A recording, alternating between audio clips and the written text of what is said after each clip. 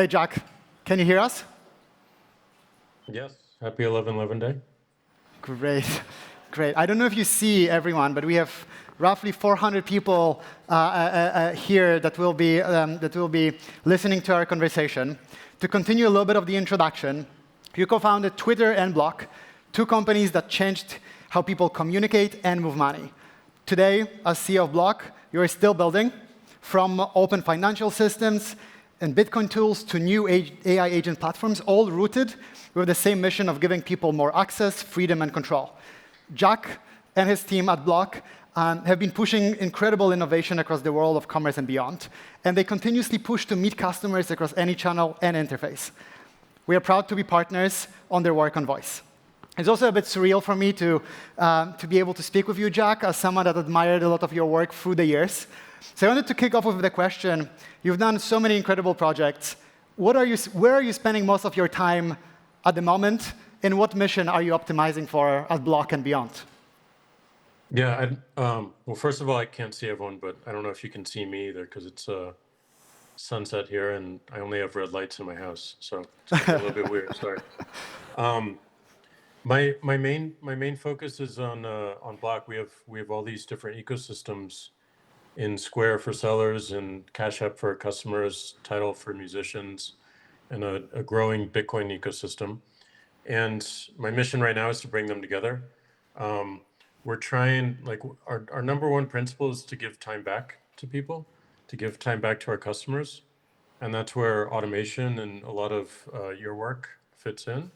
Every second that we can shave off a seller's operation or at the checkout line means more sales for them. Every second that we can save for an individual on Cash App means they have less financial stress. Same is true for artists. We're helping them upload their music and get paid in different ways and change their economics. And then on Bitcoin, it's all about giving time back because we have many gatekeepers in this industry, and we need an open protocol for money that everyone can participate on in equal ground, equal footing. And if we help build that up through various ways, through a miner, through a wallet, through an exchange, everyone benefits. And that's one of the most beautiful things about open protocols is if you contribute to them, every single one benefits, including yourself. So that's my focus right now, is tying all these things together and making them feel like one whole.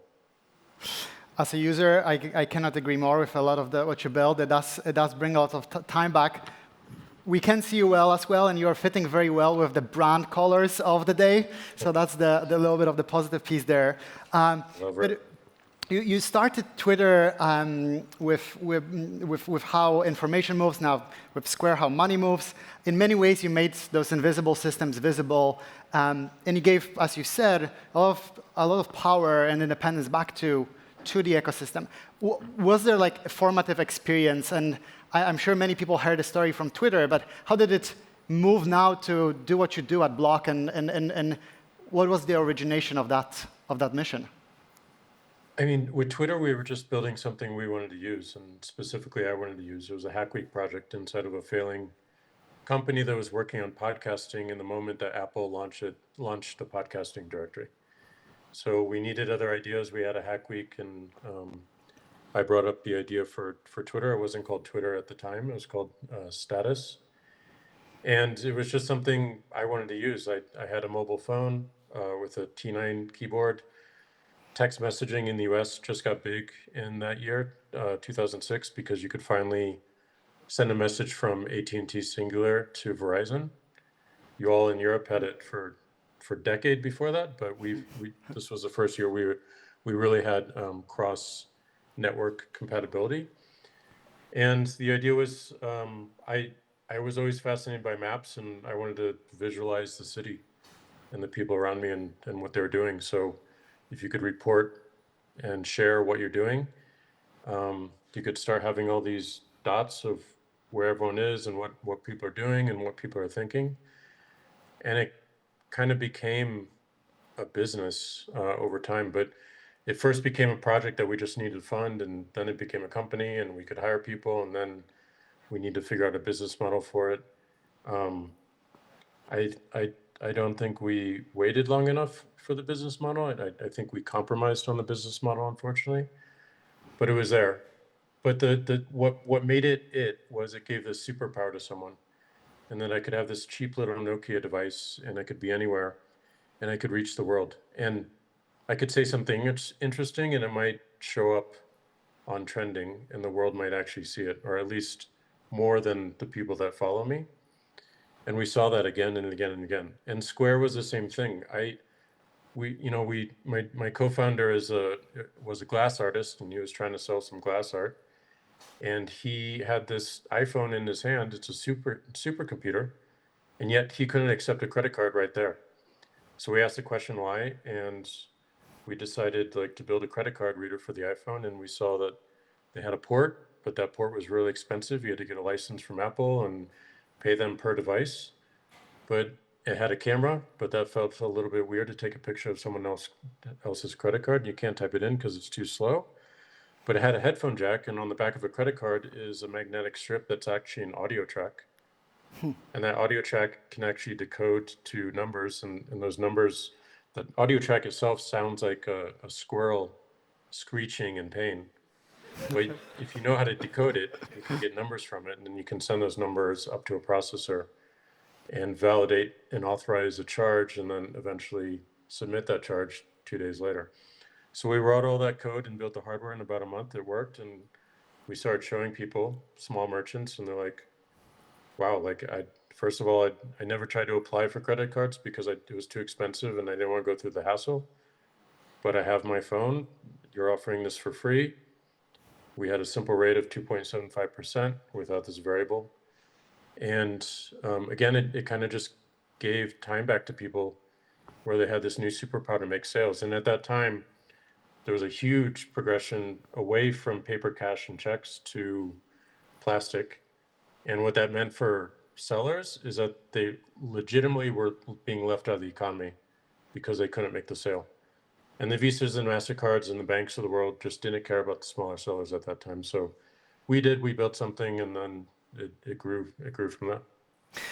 And shifting into Square, and by the way, for everybody here, you can actually do a live demo with Square outside in one of the booths. You're pushing a lot of AI into the real operations, whether it's payments, whether it's voice, whether it's analytics.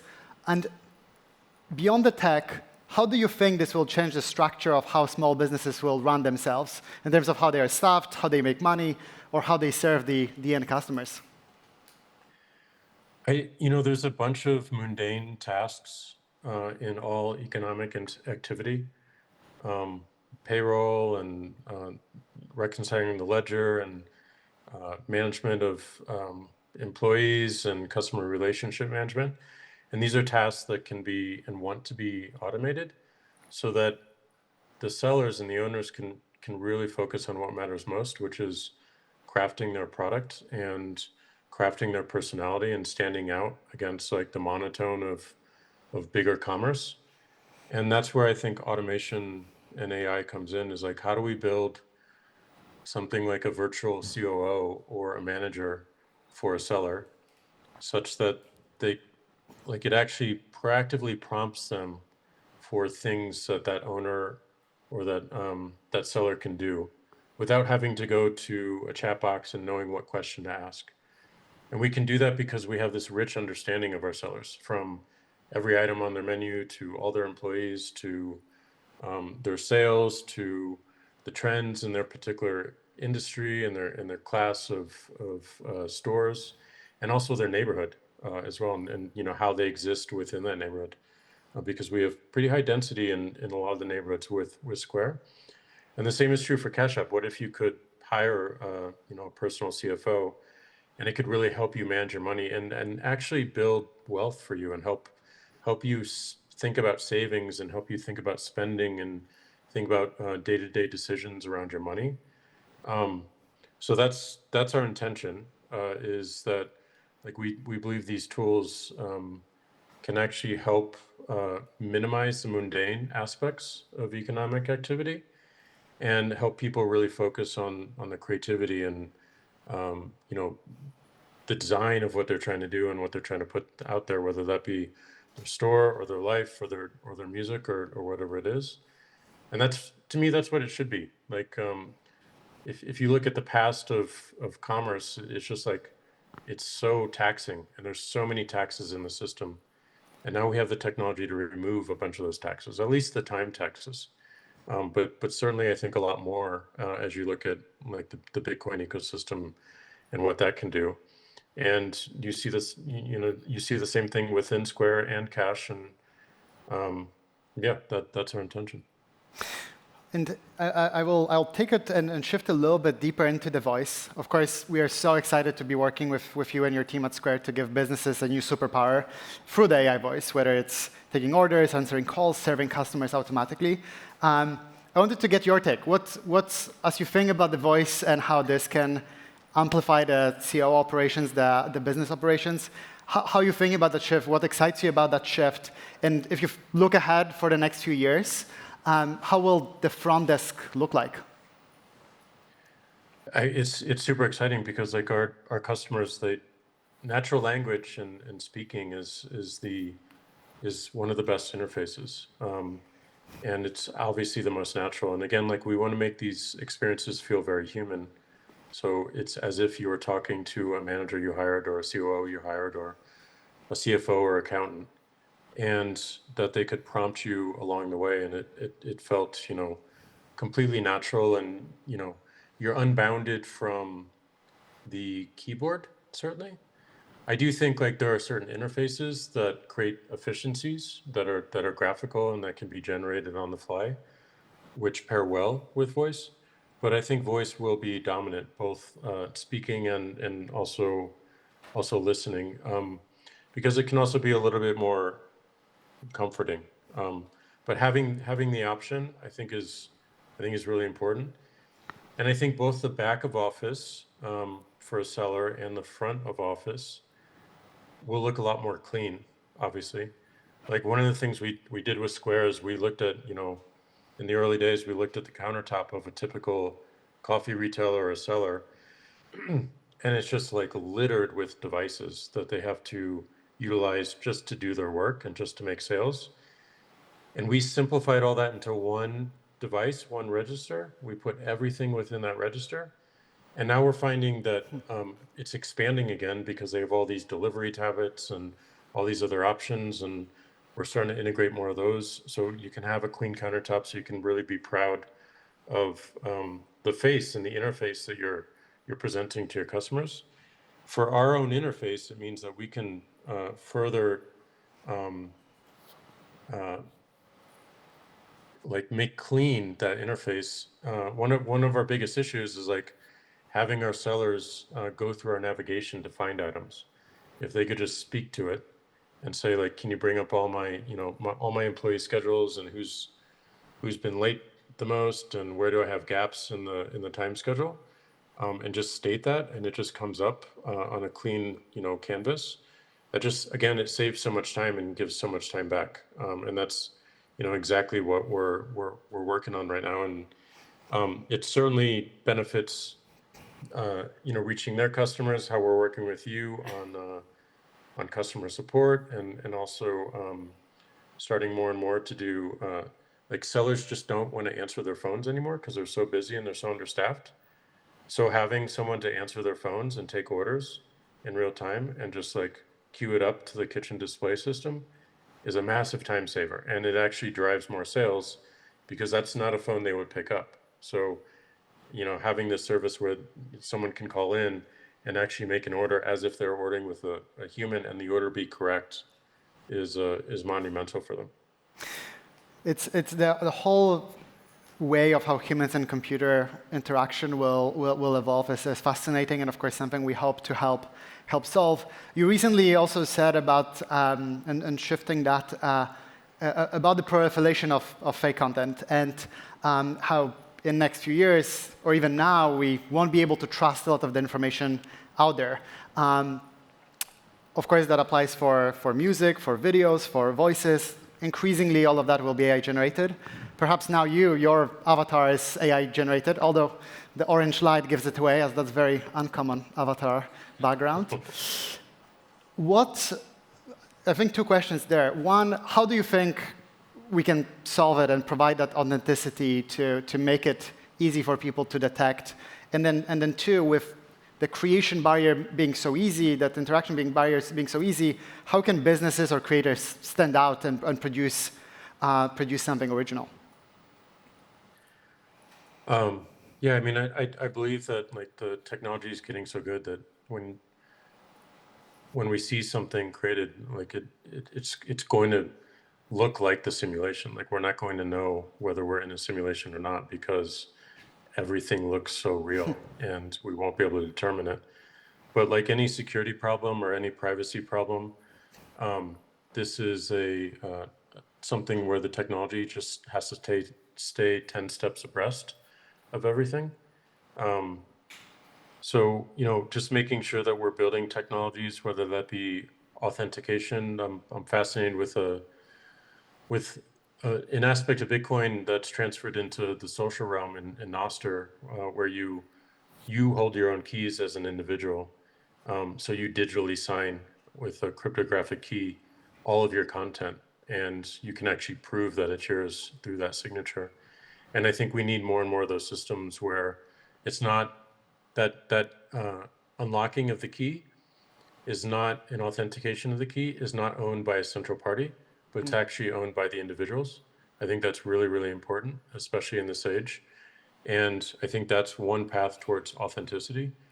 And in terms of standing out, I think there's a lot of fear that AI tools will diminish creativity or diminish roles or diminish people's aspirations, but I think that's a decision. And I think you can make another decision to embrace it. Like your previous guest, she chose to embrace it. And like she has a whole nother dimension to her life right now because of that, and a voice again because of that. And I think that's just so important. Like she could have lived her entire life saying that this technology will diminish me and I don't want to participate in it. And I think that's, a minority right now, might be more of a majority, I'm not sure.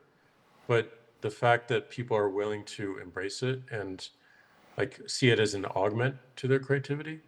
I think the other thing to keep in mind is just like, this is all input. It doesn't have to be output. It's input to make your output much better. And if you have that mindset, then it's another tool to increase your creativity. And then it's just a function of your creativity in terms of how to stand out. And only you can help with that. And that's just a matter of taste. And taste comes from experiencing as much as you possibly can, and then developing like some intuition around what's good and showing that off and seeing if other people agree. Yeah, we love your work at Tidal and helping a lot of the artists have that authentic connection with the audience and giving them the tools. As you project further, and I know it's tricky with so many things shifting, as you think about 2035, if we get it right, whether it's open protocols, whether it's user-controlled AI, Bitcoin native commerce, Bitcoin native security systems, how do you think the authentic human-technology relationship will feel and look like day to day? If I had to pick one, it'd be around open protocols. Everything that we're using right now is by the grace of open protocols and open source.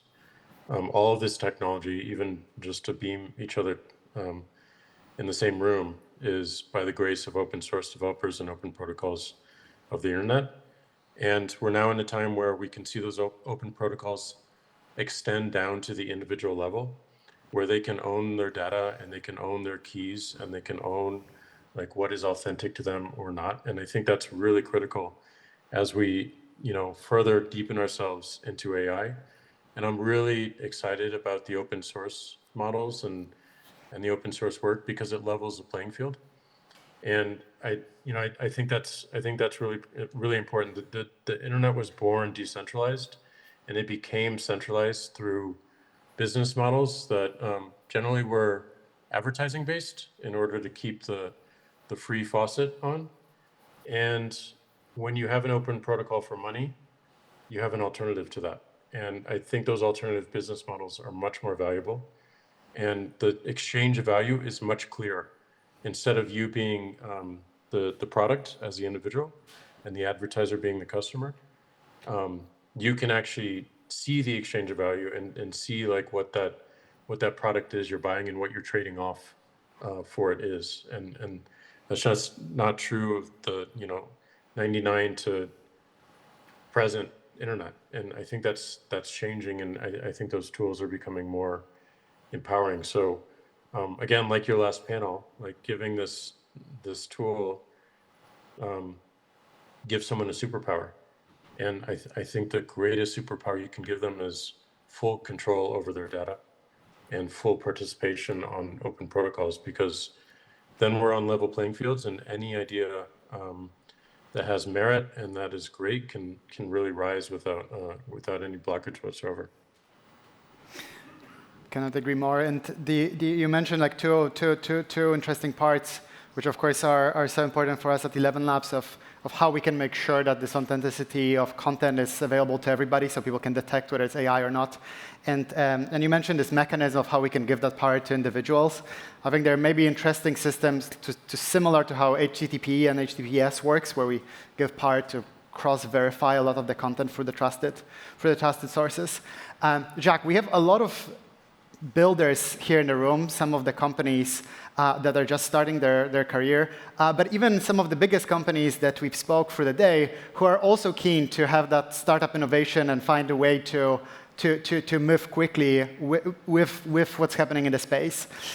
You've been over 2 decades working at the edge of that, making the problems as simple as possible, deploying the small teams on those problems.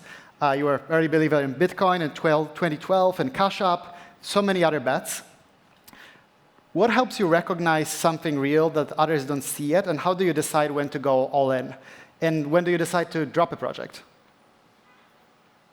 I think the number one skill to build is your skill of observation, and just like, because we're fed so many opinions right now, and they're other people's opinions, and they're algorithmically trained and given to you. And if you can turn that off and really observe the things around you in the world and gain insights from it, that leads to the second biggest skill for me, which is prioritization. We only have so much time on the planet. Like, is the thing that you're about to do in the next hour really the most important? And then what's the next most and the next most? And like have a significant stack rank. And this is very hard to maintain, but it's so powerful.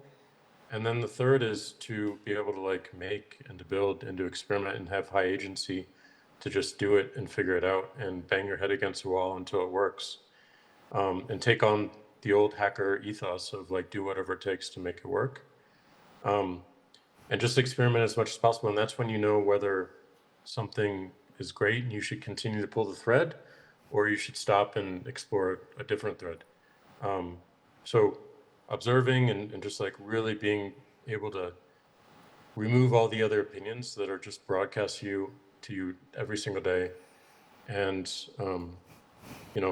prioritizing your time, which is very difficult, but extremely important. And then just like making it so that you can actually feel it, and you can determine based on your taste and based on your intuition whether it's the right thing to do or not. And if you feel it, then it's time to show it to someone else. And it only comes alive when you show it to someone else, because that's when you get the feedback, and that's when you get the